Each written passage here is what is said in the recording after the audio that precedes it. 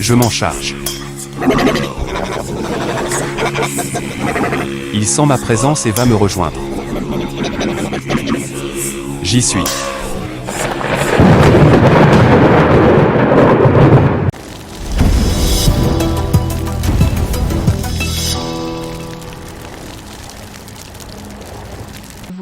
Le visuel devant vous va faire bugger votre cerveau, car il ne trouve pas le savoir nécessaire qui lui permet dans un premier temps d'interagir avec simplicité. Soit vous criez la plupart du temps, soit vous vous cachez pour ne plus voir.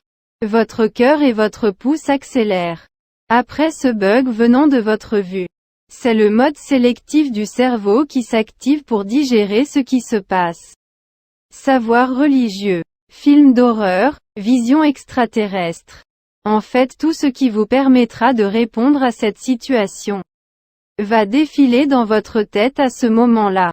Le vortex subconscient-conscient sera déséquilibré. Vos pensées seront amplifiées et accélérées et risquent de partir dans tous les sens, pouvant malheureusement parfois mener à la folie de certains. Surtout si cela est répété. Quand ce n'est pas répété, certains se conforteront en se disant que c'était hallucination. Leur cerveau se calmera et leur esprit retrouvera son cours. Comme ceux qui ont vécu des drames importants dans leur vie. Il arrive parfois qu'ils transforment inconsciemment leurs souvenirs pour moins souffrir. Mais quand cela arrive, alors non seulement vous manquez de repères pour y répondre, mais qui plus est, la façon matérielle d'aborder les choses n'a pas l'habitude de faire appel à son âme pour ressentir ce qui se passe.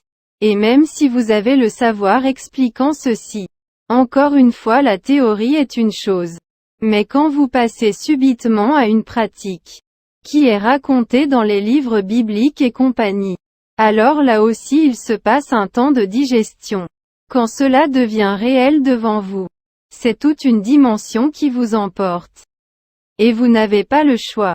Nul ni personne n'y pourra rien. Vous devez être à la hauteur ou sombrer.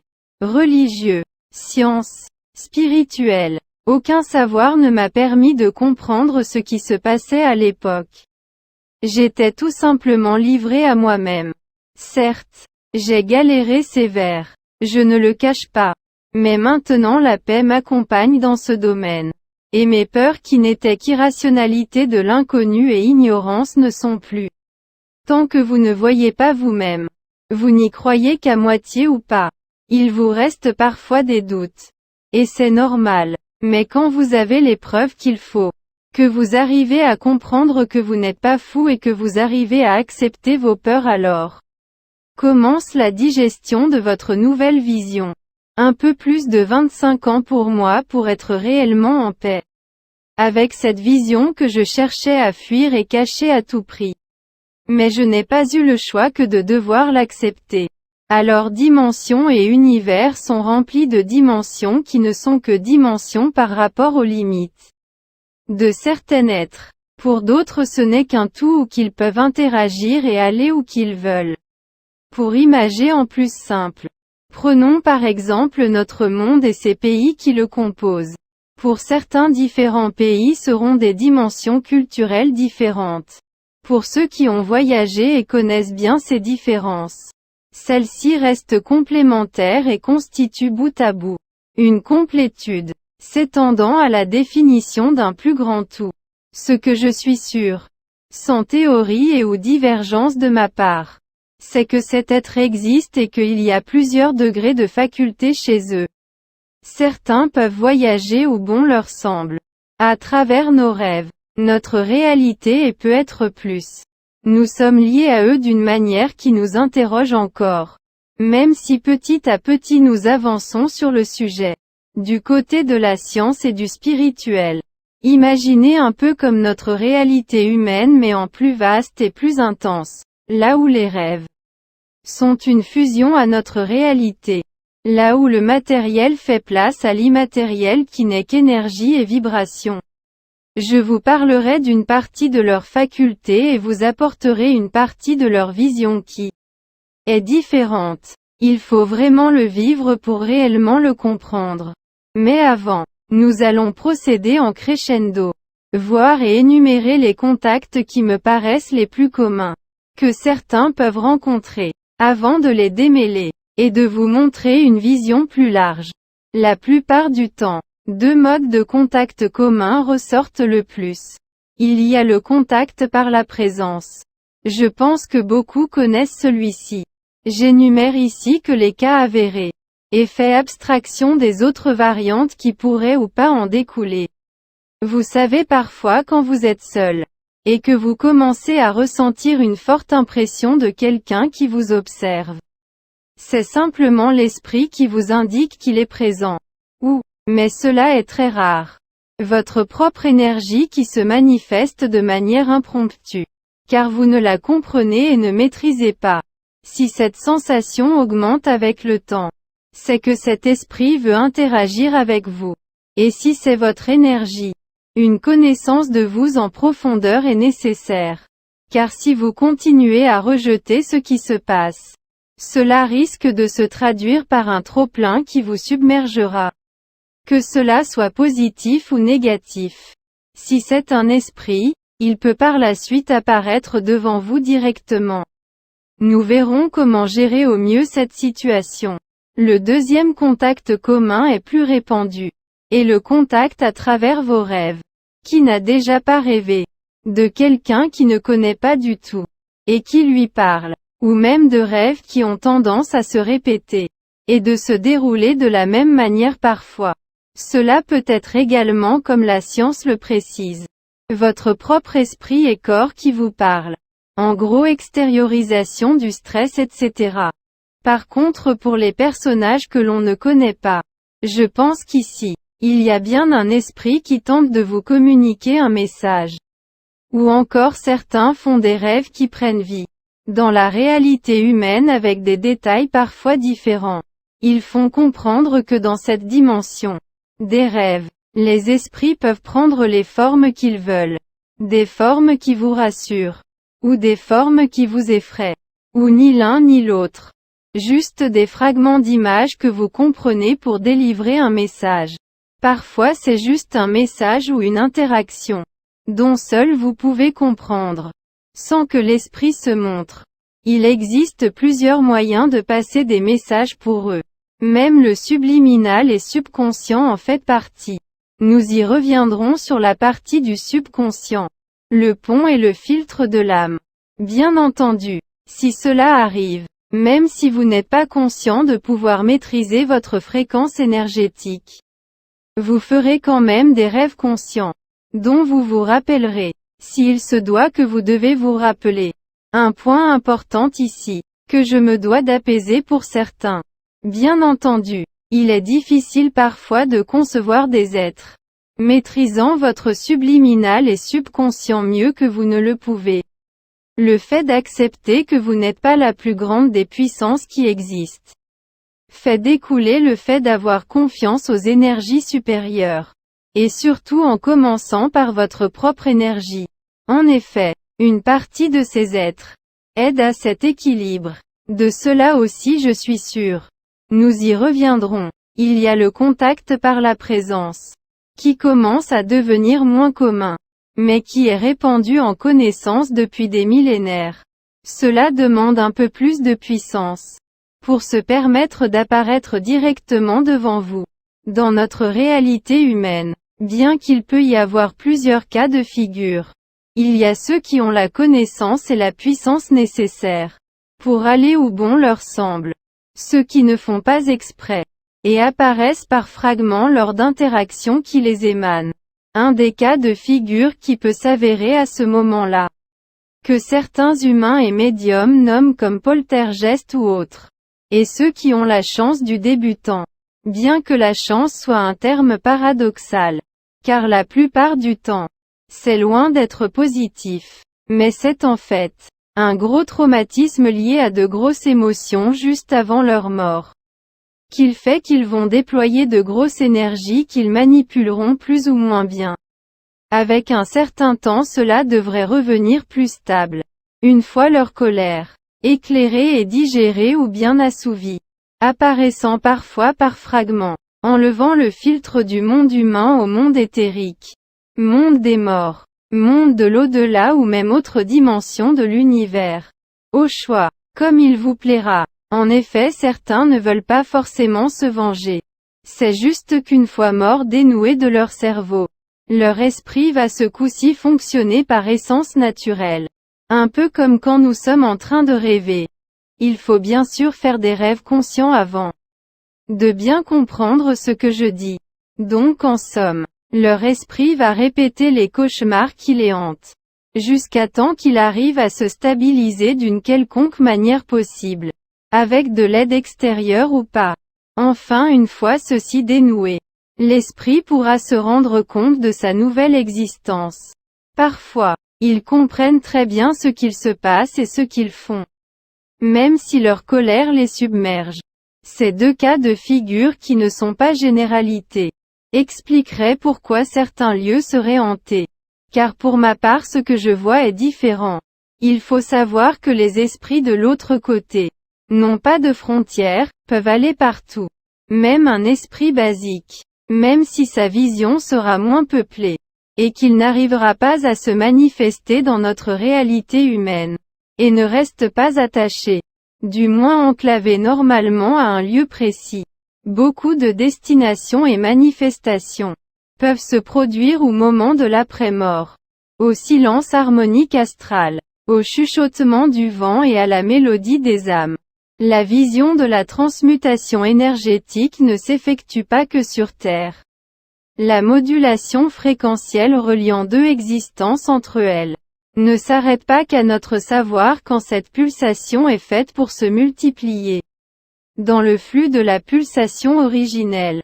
Si c'est le cas et que certains esprits apparaissent devant vous, ils ne peuvent pas tous changer de forme comme ils veulent. On va appeler cela une forme éthérique quand ils sont sur Terre. Pour ma part, voici différentes formes que j'ai pu observer dans notre réalité humaine. Il y a des ombres. Ombres avec yeux rouges ou sang. Ombres qui se comportent comme des chiens avec yeux rouges. Ombres qui se déplacent par saccades volatiles. Ombres qui englobent le noir lui-même. Et qui au centre développent comme des fluctuations de pixels blancs, qu'ils ont l'air d'absorber en masse. En gros, je pense qu'ils absorbent l'énergie en masse qui les entoure. Il y a bien sûr les êtres de lumière, avec des formes translucides remplies de lumière, ou bien d'énormes boules blanches de lumière. Donc sans forme mis à part une boule remplie de lumière. Je ne parle pas des orbes. Là on parle de boules de lumière, pouvant accueillir par exemple 5 ou 6 ballons de football à l'intérieur. Pour les orbes, je ne sais pas trop quoi penser. À voir, parfois ce doit être simplement de la poussière. Et parfois peut-être des esprits peu puissants qui essayent de se manifester. Pourquoi pas? Ou bien les deux. À voir. Et j'ai également vu d'autres esprits qui n'ont pas de forme commune répertoriée dans notre savoir. Et qui sont plus poussés et puissants en termes de forme et facultés. Mais ils gardent la même forme, qu'ils soient dans vos rêves ou dans notre réalité humaine.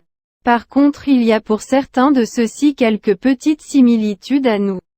Enfin bon, j'ai aussi la conviction que c'est de l'énergie intelligible, qui converse avec nous en prenant des formes que l'on puisse comprendre, afin qu'on arrive à comprendre le message. Bon, c'est sûr, ils ne sont pas très bavards. En plus de 30 ans, cela a dû arriver que 2 ou 3 fois qu'ils me parlent directement. Et cela est bref et concite. Mais de simples paroles suffisent à se répéter toute votre existence. Ils sont du coup d'autres manières de se faire comprendre. Bien qu'on peut se comprendre et c'est l'essentiel. La communication et certaines visions ne sont pas du tout les mêmes que nous. Nous y reviendrons de toute manière sur tout ceci dans la prochaine partie.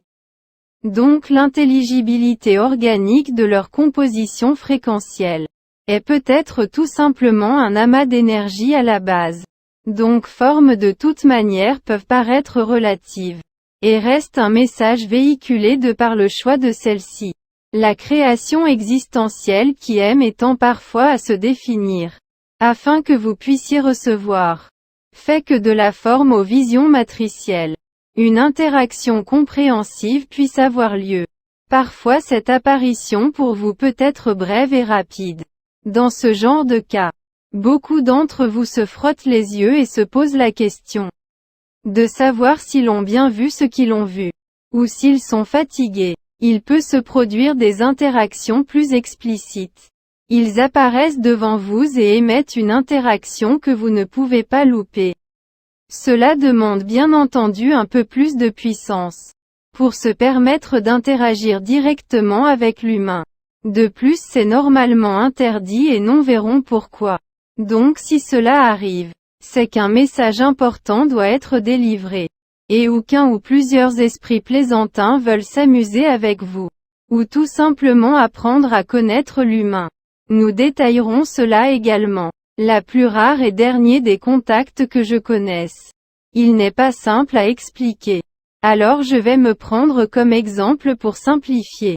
Puis nous allons lier deux dimensions ensemble grâce aux explications de cet exemple. Donc, vous êtes devant votre bureau, bel et bien réveillé. Puis d'un coup vous pivotez de 20 degrés, un peu près vers la gauche. Vous regardez vers la fenêtre, vous ne le savez pas encore. Mais sans interruption pour vous. Vous êtes en train de rêver. Sauf que vous êtes encore dans la même pièce et que pour vous rien n'a changé. Un esprit apparaît devant vous, pour sa description le plus simple que je puisse dire. C'est imaginer un humain qui a à la place de la peau un contenant translucide, rempli par le soleil lui-même. En prenant la texture que l'on voit sur les photos de la NASA concernant le soleil. Le regard très sérieux et intense. D'un pas décidé et souple. Approche et pose son index de la main droite au milieu de votre front. Puis, vos yeux se réouvrent. Nous allons décortiquer ce fameux contact qui le mérite pour le coup, car celui-ci sort du lot. Passer par les rêves permettrait à l'humain de ne pas être choqué. Ayant l'habitude de visions différentes lors de ses sommeils oniriques. Si je devrais théoriser ce contact, j'entamerais ceci par une apparition qui passe instantanément votre cerveau entre la fréquence delta et θ, sans complication et en toute simplicité.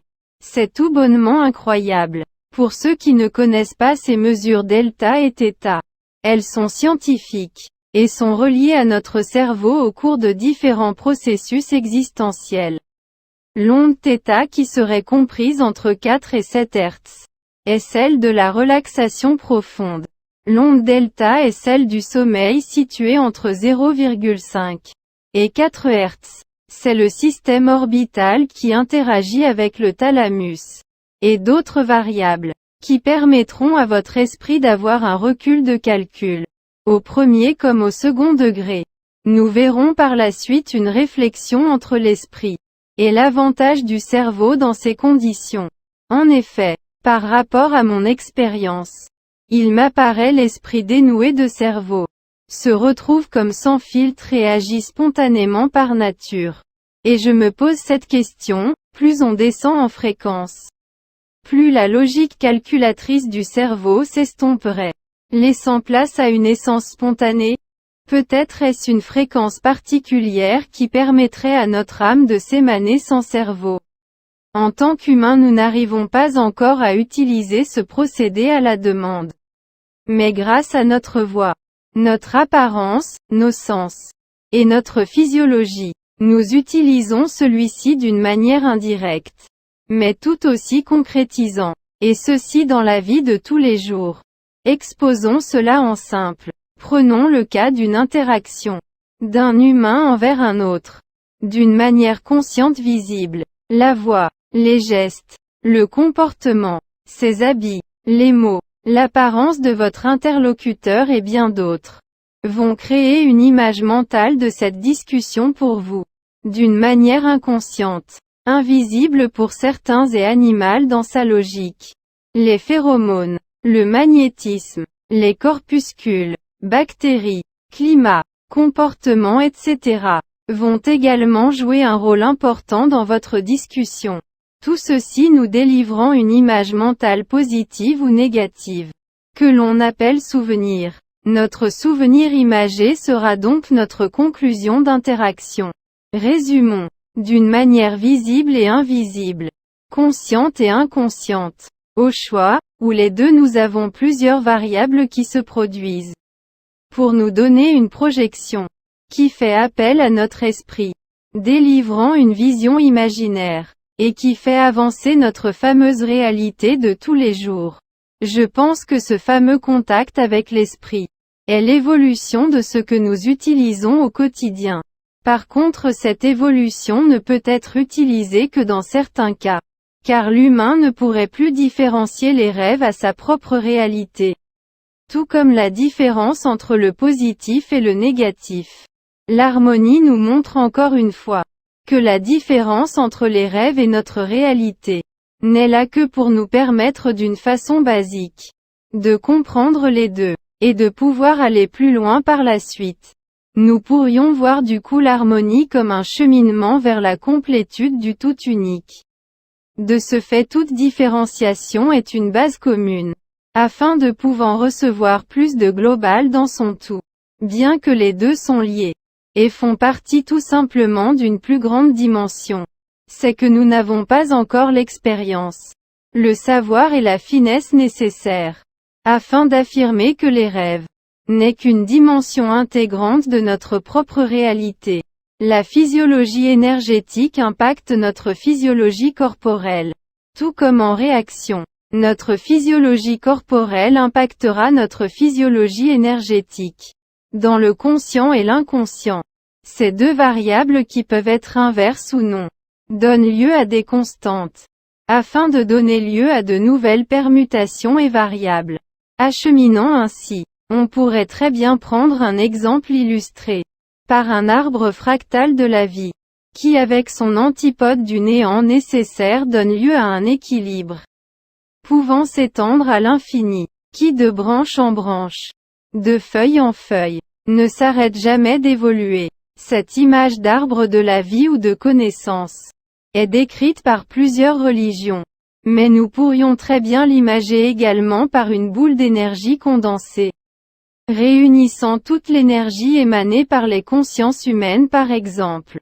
Nous y reviendrons et pousserons le sujet de toute façon avec d'autres angles d'entrée de compréhension, car j'ai pu vivre une partie de ce phénomène avec des esprits qui protègent ce fameux arbre agissant comme canalisateur. Cela pourrait se révéler être une partie éclairante et logique d'une projection venant de l'origine même de toute existence.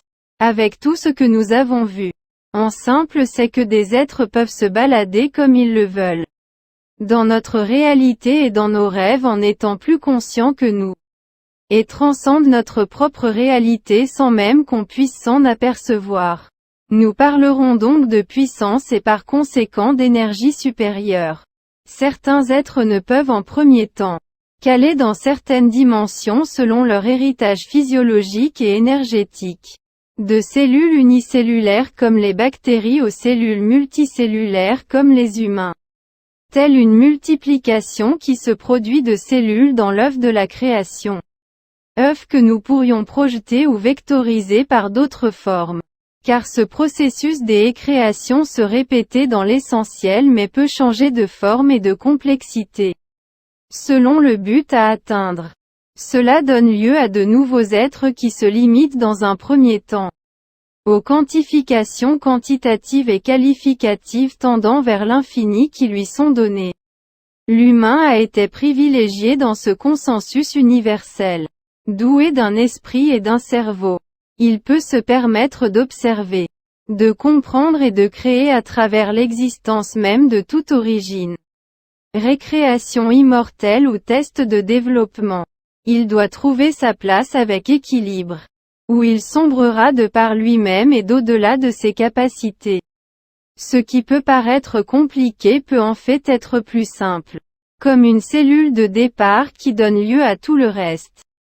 Ce n'est qu'une question de temps selon moi. Avant qu'on s'aperçoit que tout est lié.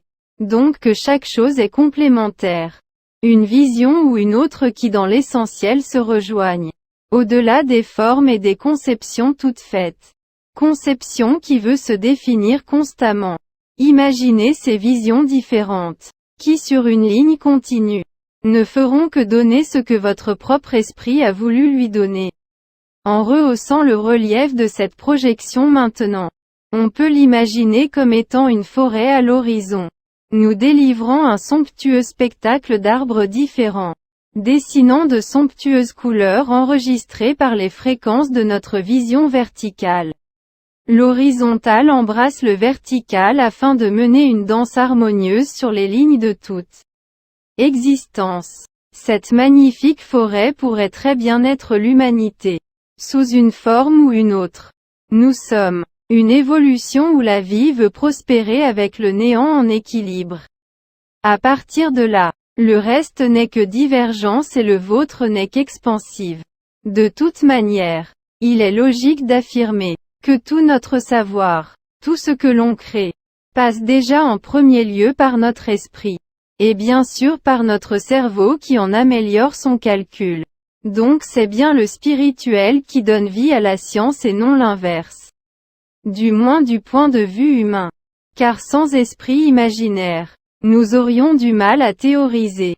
Nous serions un ordinateur qui ne fait que suivre une logique qui le constitue. Donc inutile de faire la bagarre mentale avec spiritualité contre science.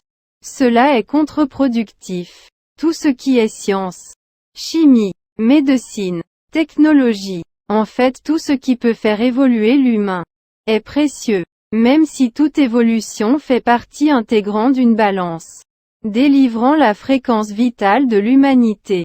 C'est-à-dire qu'imaginons une évolution qui transcende le monde, et que nous tendons plus au négatif qu'à à son utilisation. Cela risquerait de nous faire sombrer. Et nous deviendrons par conséquent l'histoire de l'Atlantide. Donc chaque grande puissance, évolution, pouvoir se doit d'harmoniser les choses avant d'aller plus loin. Si nous voulons pas que notre destinée s'assombrisse. Car ceci est notre savoir. Notre science concrète qui théorise, mais teste et vérifie pour donner vie à ce savoir.